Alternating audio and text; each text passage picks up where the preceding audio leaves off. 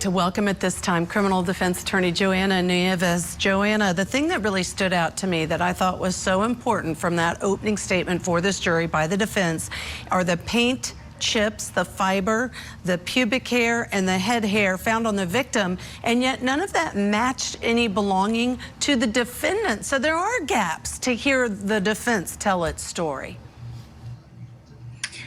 Hi, Judge Ashley. Yeah, definitely huge gaps. Not to arguing the absence of evidence can be a powerful tool, right? You know, we're in a digital age now where people watch these shows like CSI and all of the crime television things, and they are expecting some type of evidence and forensic data to support what the prosecution is laying forth. And now we're talking about a case from, you know, a cold case from the 90s that might not have all of that, but we're using modern day technology to reach back and try to establish what happened. And he submitted to, you know, his whole house was searched, his DNA was submitted, and there's no match. And then to add on the layer that the investigation was in, you know, essentially botched because they didn't search anybody else's home or collect fibers and paint chips and DNA from anybody else who, you know, there may be alternative suspects in this matter. I think the defense is really doing a good job of laying out all of the huge holes that they're facing. Right, and I love the point you made that they did say, or he said in opening statements, that the investigators did not consider other potential suspects in terms of the hair samples, paint samples, but also, what do you think of a defense when they have multiple, the other person did it, not just one, but they are going to suggest the mother did it, they're going to suggest the father did it, there are multiple suspects. Does that take away from the theory of this person did it by saying there are multiple people who could have done it? I don't actually think it takes away from the theory because they don't have to prove who did it. They just need to present this alternative theory that, you know, creates that reasonable doubt in the jury's mind that, you know what, the evidence against Wolfenbarger is thin. They don't have evidence as he laid out in the end. There's no fibers, there's no DNA, there's nothing, no evidence to support this. It's all, you know, barely circumstantial. But think about these other people. I mean, whether it was the father or an enemy of somebody that the father killed, whether the mother had something to do with it. She had a new lover, and, you know, was there some quarrel that happened in that relationship? She had abandoned her kids, and they're really laying into the fact that things are not as streamlined as the prosecution would hope that they would be. There's a lot of problems in this case and a lot of other options for who may have killed Melissa. You're right. So it's interesting to note, and then we're going to take a break, just interesting to note that at the time of the arrest, Christopher hid behind the dryer where he lived, and the judge has already entered a ruling at the bond hearing that said that the judge viewed that as indicative of attempted evasion, not a misunderstanding as he claims. So that's evidence we may hear as well. Stand by if you would, please, Joanna. After, let's get back into court. We are picking it up now with the state's first witness on the stand. This is the man who found a human head that was later identified as Melissa Wolfenbarger. Mr. Wilson. Thank you, Your Honor. And do you remember in April, at the end of April of 1999, an unusual thing happening an unusual thing you found on Avon Avenue? Yes, I went for a walk that morning to the bank, and on my way back, I came up Avon Avenue, and And what did you see? I saw a head, a human head that was laying in the street. So I walked up to it, and I looked down at it, and I saw it was a head. How did you know it was a head? Well, through my training in martial arts science and funeral directing, I recognize human heads. Human head? Yeah. What did you do? I took a stick and I moved it out of the street to the curb up the road. Why did you do that? So it would be intact. I didn't want anybody, another vehicle to come and crack it up. So I moved it to the corner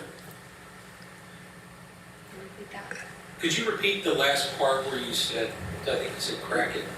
I did not want a vehicle to come and run over their head and deform it.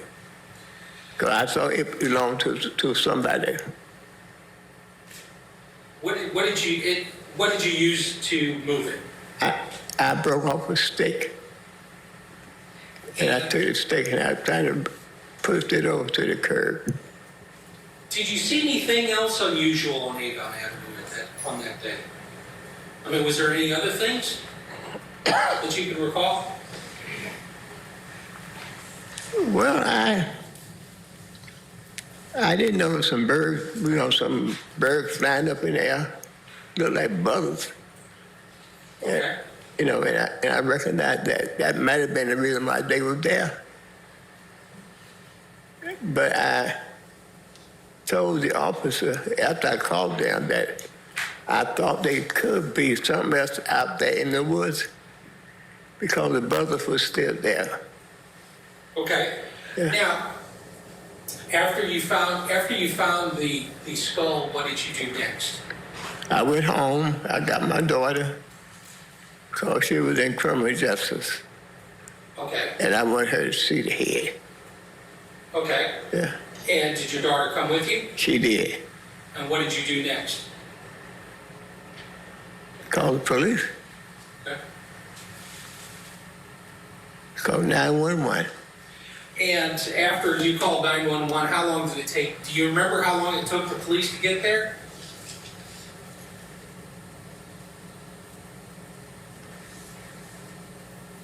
That recognition said, "Baby, right now."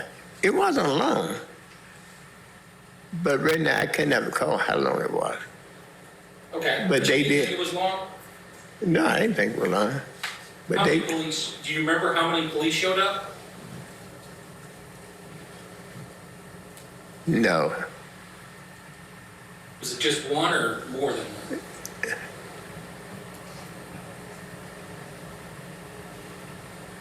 I don't know.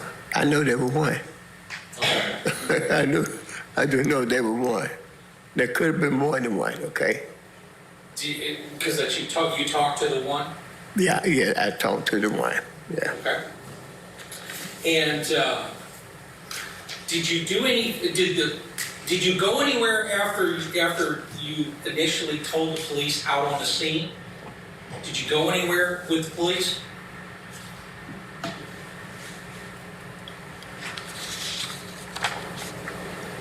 I do know I had to go downtown, Okay. but I can't recall whether it was the same day or not.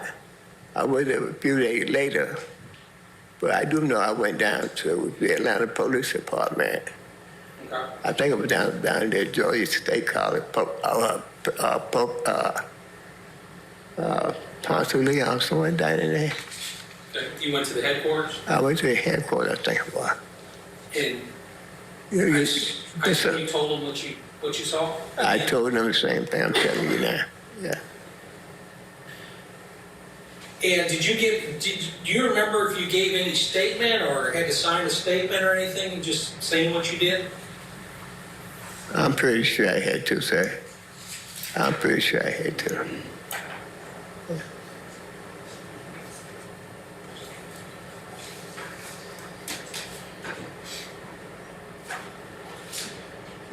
I'm going to show you a piece of paper. Do Okay. you recognize that?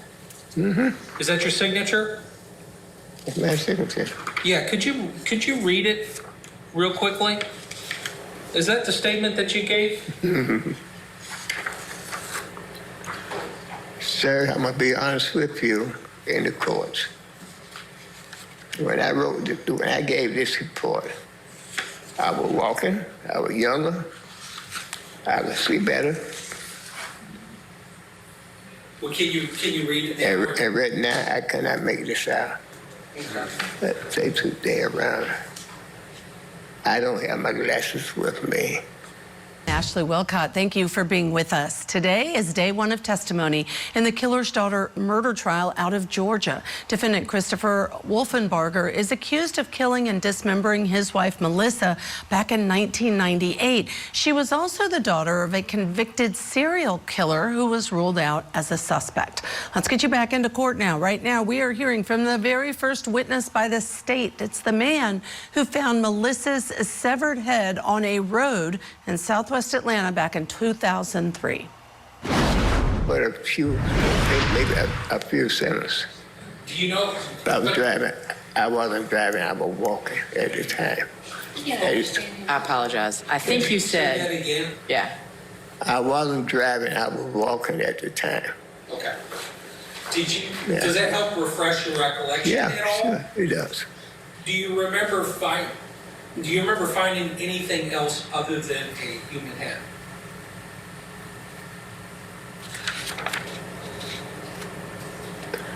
I don't. Okay. Now, how long have you lived? You've lived in Atlanta your whole life? No. Where else did you live? No. Or how long have you lived in Atlanta? Ever since 1960. Ever since 1960? Yes. And Avon Avenue, is that located in Fulton County? It is. May I just have one moment, Your Honor? Sure.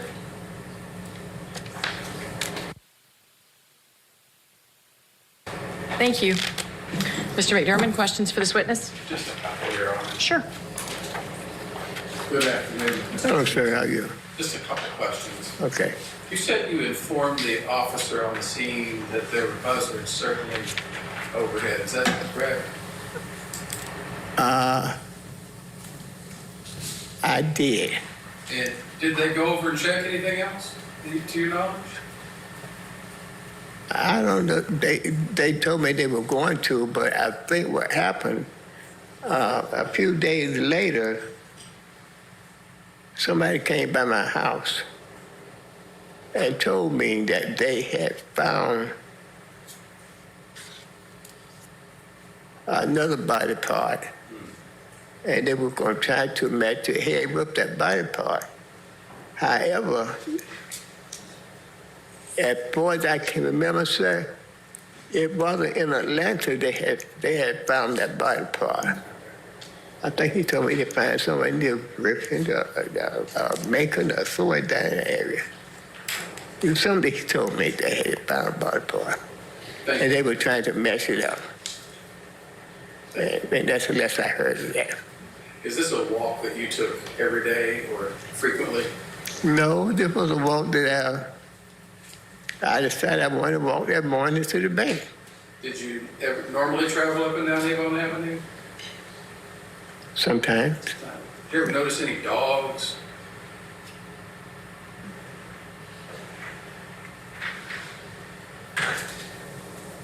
Brother, there are homes in that area. I'm sure there are dogs in that area Or did you also. ever see any when you were traveling up and down Avon Avenue? Yeah, Do you remember? All right, thank you. No. That's all the question I have. Thank you. Mr. Wilson? No redirect, Your Honor. Okay. Mr. McEachern, you are excused as a witness. Thank you very much, sir. Thank you, ma'am.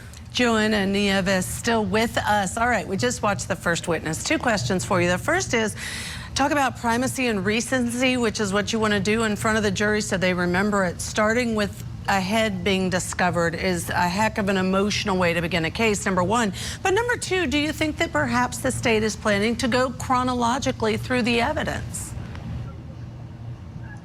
I definitely think they're planning on going chronologically. I think it helps paint a really clear story, but this is a powerful start. You know, it's just a powerful set of facts that somebody stumbles upon a severed head on a amble to the bank. And so I think that getting this out really sets the stage for what else came after and the discovery of additional body parts. What do you think about the fact that the witness said he moved the head out of the street to the curb so it would remain intact, and then he went and got his daughter and came back? If you're the defense, do you pick on any of that later in the course of the investigation to say, you know, the crime scene was disturbed? Well, may not be the crime scene, but where the head was discovered. I do think it's a significant point to make. However, you know, the witness is such an endearing person. I mean, so much time has passed by. He's an elderly gentleman. He, you know, identified that he was able to identify the head as a head because he has a background in mortuary science. I think the key thing that the defense might pounce on, though, is that he did leave, you know, disturb the scene, left, came back. Who knows what happened in between there before he actually called the police. And that might have, you know, done some damage to the head itself or what may have been found on the head. But you know, at the end of the day, it just places that the head was found in Fulton County, and I think that's what they're trying to establish primarily. Yeah, good point, because you have to have the right venue, which court you're in, and that's based on where the body is found. In this particular case, I would argue the head. Don't forget to like and share this video, and for more legal insights, keep watching and subscribe to our channel.